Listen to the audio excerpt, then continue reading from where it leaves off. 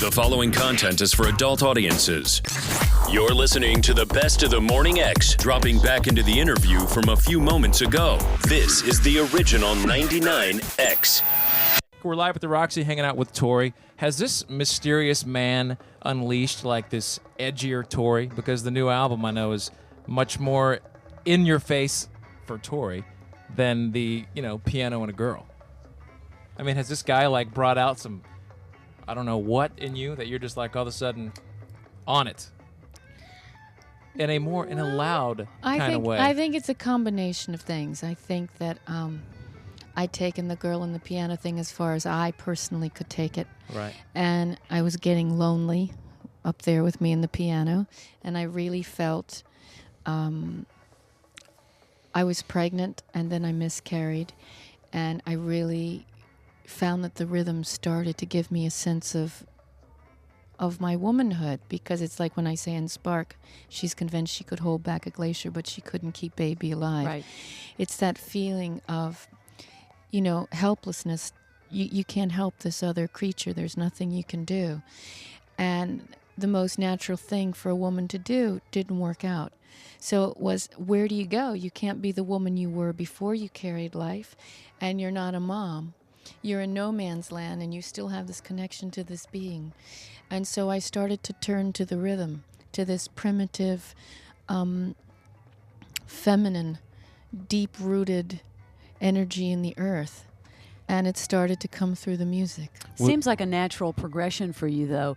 Will this change? I mean, you're playing venues like the Roxy, 1,500, but you'll come back and do bigger venues, maybe the Fox Theater, 8 to 10,000. Will that, being with a band now, will that help because you'll be playing in larger venues? I think that what it does is it gives a different dynamic to the show. And the band goes off and I play a couple songs in the middle by myself, and then at the end I play a couple so that we can have that contact, that intimacy.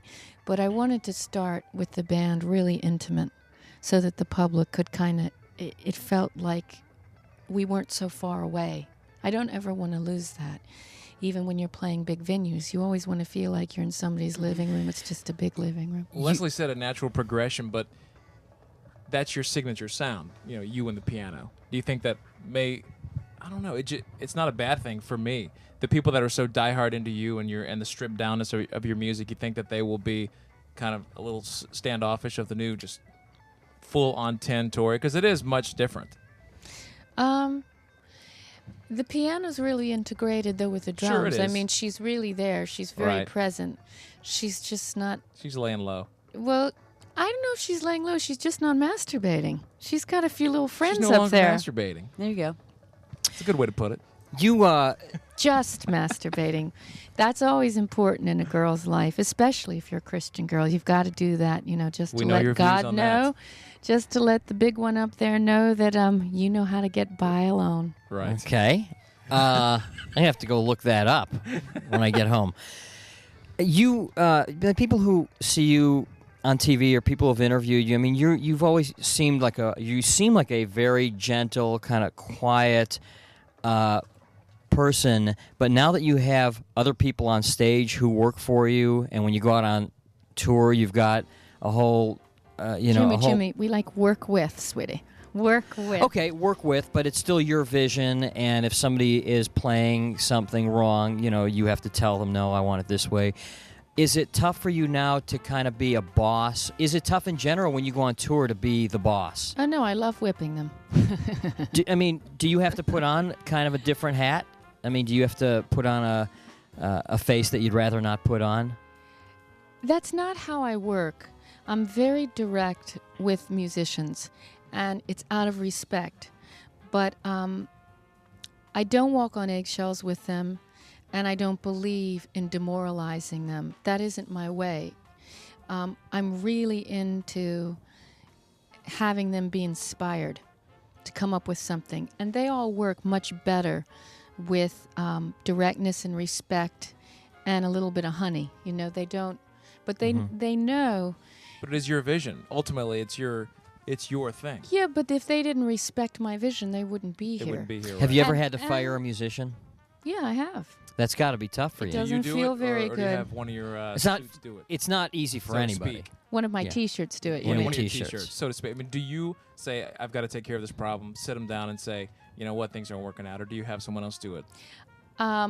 I've talked to musicians and said, look, this is where it wasn't aligning together, and I'll go through the technical side, but somebody will deal with the nuts and bolts because Right. it becomes an embarrassing moment, and you don't want somebody to feel like you're ripping them to shreds. It's just sometimes what you're doing and what they're doing just isn't coming together, but they might do what they're doing really well with another group of people.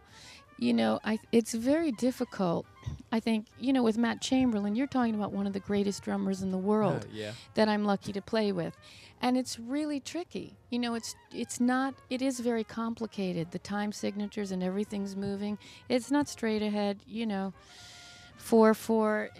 That's not what's going on. So I think that this music isn't right for everybody, and not everybody feels like, wow, I'm in tune to this. Well, we're really excited about the new CD. I cannot wait to hear it. Yeah, out May 5th. And thank you for doing the interview, and congratulations. Tori, you look beautiful, and you're definitely, you have the post-wedding gleam going. Yeah, you really do. You really do. You And sound different. I think people, Really? your fans, Yeah. dig hearing you every time you come Well, by. you're We going to have appreciate your it. gleam. I'll have the gleam. I already have Yes. the partial gleam, And the Jimmy, full-on gleam memorize later. this room so you can set Yeah. it up so you Exactly. can have a It's your place. house in your attic. Tell them what you told me before. Well, I'm renting my gleam to Barnes, so Yes. Are just you? for now. Yeah.